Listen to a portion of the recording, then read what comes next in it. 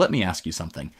Have you ever done the math on your own savings late at night, added it all up, and felt this strange mix of pride and quiet disappointment? Like you've been working so hard, saving for years, doing everything you're supposed to do, and yet the number staring back at you still doesn't feel like wealth. It feels like a decent emergency fund and a long way to go. And somewhere in the back of your mind, a voice whispers that you'll probably be doing this forever, grinding, saving, sacrificing, and never actually arriving. If that's you, I need you to hear this, because there is a specific number where everything quietly changes. A point where wealth stops depending on how hard you work and starts building itself almost without you. And here's the part that's going to surprise you. It's not $1 million. It's not even close. That number is $250,000. If you want to understand the real mechanics of how wealth actually builds, instead of just hoping it works out someday, make sure to hit that subscribe button and give this video a thumbs up if it helps you see things differently. Now, before we get into why $250,000 is the real tipping point, I want you to throw out the number that's been stuck in your head. Most people have it locked in that $1 million is the finish line. That 7 figures is the moment you're officially wealthy, and you can finally relax. And don't get me wrong, $1 million is a wonderful thing. But here's what nobody tells you. The hardest part of the entire journey is over long before you ever get there. The real transformation, the moment the game fundamentally changes, happens much earlier. And once you understand why, you'll stop staring at that distant million and start focusing on the milestone that actually matters. So let me explain what's so special about $250,000. To understand it, you have to understand the single most important relationship in all of wealth building. It's the relationship between two things, the money you add and the money your money makes. When you first start out, this relationship is depressing. Let's say you're saving and investing $1,000 a month, which is fantastic, genuinely. In your first year, you contribute $12,000. And if you're earning, say, 8% on your investments, your money makes you almost nothing in comparison. A few $100. Basically a rounding error. At this stage, you are doing all the heavy lifting. You are the engine. Every dollar of progress comes from your own sweat, your own discipline, your own sacrifice. Your investments are basically just sitting there along for the ride, and this is exactly why the beginning feels so brutal and so slow. You're pushing a boulder up a hill, and it feels like it'll never move on its own. And I want to be honest with you, because this is the part that makes so many people quit. For the first few years, it genuinely feels like the math is broken. You put in $12,000 of your own money, sweat and sacrifice and skipped vacations, and your account grows by, what, 13,000? You look at that, and a voice in your head says, this isn't working. This is pointless. I'm barely getting anywhere. And I get it. When you can't see the compounding doing anything yet, it feels like you're just trading your life for a slightly bigger number in a savings app. But that feeling is a trap, because compounding doesn't reward you on a straight line. It rewards you on a curve. And the curve looks almost flat for years, right up until the moment it suddenly doesn't. The people who quit are the ones who walk away during the flat part, never knowing they were standing one step away from the part where it bends upward. But something incredible starts to happen as your balance grows. That 8% return starts working on a bigger and bigger pile of money. 8% of $10,000 is only $800, but 8% of $100,000 is $8,000. And 8% of $250,000 is $20,000 a year. Now stop and really sit with that number. $20,000. That is what $250,000 generates on average every single year without you adding a single cent. And here's where it gets interesting. Remember our saver who puts away $1,000 a month? That's $12,000 a year of their own hard-earned money. But at $250,000, their investments are generating around $20,000 a year all by themselves. Do you see what just happened? For the first time, your money is now contributing more to your wealth than you are. Your investments have officially out-earned your own savings. This is the crossover point. This is the moment the boulder reaches the top of the hill and starts rolling down the other side. Up until now, you were the engine. From here on out, your money becomes the engine, and you're just helping it along. That is why I call $250,000 the point of no return. Because once your money is generating more than you're contributing, the entire nature of the journey flips. Before this point, if you stopped saving, your progress would basically stop too. After this point, even if you slowed down, your wealth would keep marching forward on momentum alone. You've built a machine that now runs largely on its own. Let me show you just how powerful this momentum becomes. Imagine two people.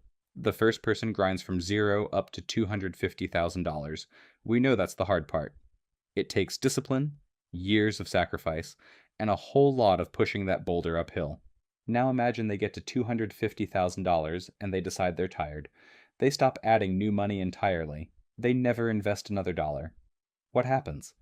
Well, at an average 8% return, that $250,000, left completely alone, roughly doubles about every 9 years. So in 9 years, it's $500,000. 9 years after that, it's $1 million, without them adding a single additional dollar. The grind they already did, the boulder they already pushed, keeps paying them for the rest of their life. That is the point of no return. The work you did to get there doesn't just stop mattering, it keeps compounding on your behalf forever. Now obviously, the people who keep contributing after $250,000 see absolutely explosive results, because now they've got two engines running at once, their own savings and their money's earnings, both pushing in the same direction. But the key insight is this: the hardest, slowest, most discouraging part of building wealth is the journey from zero to that crossover point. After it, things don't just get easier, they get easier on their own. But here's something most people completely miss, and it's arguably more important than the math. Crossing $250,000 doesn't just change your balance sheet. It fundamentally rewires how you think about money and risk and your own future. When you're below this threshold, you still feel financially fragile. Even with a 6-figure balance, a part of your brain is still in defense mode. You're watching every market dip with anxiety. You're wondering if you're doing it right. You still feel like one big emergency could undo years of progress, but once you cross into $250,000 territory and you watch your investments throw off 20 grand in a year on their own, something clicks. You stop seeing yourself as someone who is trying to build wealth, and you start seeing yourself as someone who has wealth that is building itself. That shift is enormous. It changes how you sleep at night. It changes how you handle a market crash, because now you understand that a downturn is just your money going on sale, not a threat to your survival. And it changes the kind of decisions you're willing to make. You start taking smarter risks, because you finally have a foundation solid enough to take them from. Let me give you a real picture of what this actually feels like day to day, because the numbers are one thing, but the lived experience is another. Imagine two people who both make the exact same salary. One has $20,000 in the bank, and the other has crossed $250,000. On paper, they earn the same, but they live in completely different worlds. When the first person's car breaks down, it's a crisis. It's a credit card balance, a few weeks of stress, a setback. When the second person's car breaks down, it's a Tuesday. They handle it and barely think about it again. When a great opportunity shows up, an investment, a chance to start something, a deal too good to pass up, the first person can only watch it go by. The second person can actually act on it. Same income, completely different lives, and the only thing separating them is which side of that crossover line they're standing on. That is what $250,000 really buys you. Not luxury. It buys you the ability to stop flinching every time life throws something at you. Think about what that does to your career. When you've got $250,000 quietly working for you, you negotiate differently. You don't cling to a job you hate out of fear, because you're not desperate anymore. You can afford to bet on yourself, to start the side project, to take the role with more upside, to walk away from a bad situation. The money buys you something far more valuable than things. It buys you nerve. And here's the beautiful feedback loop. The more confident and strategic you become, the more your income tends to grow, which lets you feed that machine even faster, which gets you to the next milestone quicker. Wealth, once it crosses that line, has a way of accelerating in every direction at once, but I'd be doing you a disservice if I didn't warn you about the thing that stops most people right before they reach this crossover. And it's not a lack of income. It's not the market. It's something much quieter and much more dangerous. It's impatience, and its evil twin, lifestyle creep. Here's what happens to most people. They grind their way up to 50,000, then 100,000. They start to feel some breathing room. And right at the moment when they're getting close to that magical crossover point, they decide they've earned a reward. They upgrade the car, they upsize the house, they let their spending balloon to match their income. And without realizing it, they push that finish line years, sometimes decades, further away.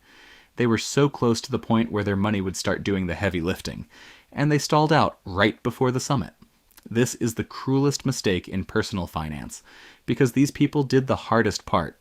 They climbed almost the entire hill, and then they let go of the boulder right before it would have rolled down the other side on its own. And the math on this is genuinely heartbreaking when you see it.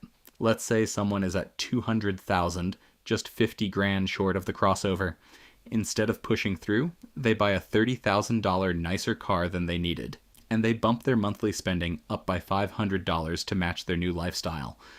That single decision doesn't just cost them $30,000 today. It steals the years that money would have spent compounding, and it slows every future contribution. Run that forward 20 years, and that one impatient choice can easily cost them $200,000 or $300,000 in wealth they'll never see. They traded a lifetime money machine for a car that's worth almost nothing in a decade. That's the real price tag, and almost nobody calculates it. Don't be that person. When you're in the final stretch before that crossover, that is exactly the moment to keep your foot on the gas, not lift it. The reward for your patience isn't a nicer car. The reward is a money machine that pays you for the rest of your life. So let me put this all together for you, because I think the implications are genuinely life-changing once they sink in. The reason most people never build real wealth isn't that they can't. It's that they're aiming at the wrong target and they quit at the wrong time. They fixate on $1 million, see how far away it is, get discouraged, and either give up or sabotage themselves right before the part where it gets easier. But if you shift your focus to $250,000, everything changes. Suddenly you have a target that's actually achievable, a number you can realistically reach with consistency and time. And more importantly, you understand that this number isn't just another checkpoint. It's the moment the entire game flips in your favor. It's the line where you stop pushing the boulder and the boulder starts pulling you. Here's how I want you to think about it from now on. Every single dollar you invest before $250,000 is doing double duty. It's not just adding to your balance, it's buying you proximity to the crossover, the point where your money takes over. That makes every sacrifice before that line incredibly valuable, far more valuable than the same dollar saved after you cross it. The dollars you save early are the ones that get the boulder to the top of the hill. They're the ones doing the most important work of your entire financial life. So if you're sitting there right now with 20,000 or 50,000 or 150,000, and it feels slow and it feels like you'll never get there, I need you to understand something. You are not far from the most important milestone you will ever cross. You're closer to escape velocity than you think. And the grind you're doing right now, the one that feels endless and thankless, is the exact work that builds the machine that will one day carry you. The $1 million everyone obsesses over? You'll get there almost automatically once you cross the line that actually matters. Stop staring at the distant peak. Focus on the crossover. Focus on $250,000. Get your money to the point where it earns more than you do, and then watch what happens when you stop being the engine and your money takes the wheel. The hardest part isn't ahead of you. For a lot of you, it's already most of the way behind you. Keep pushing. You're so much closer to unstoppable than you realize.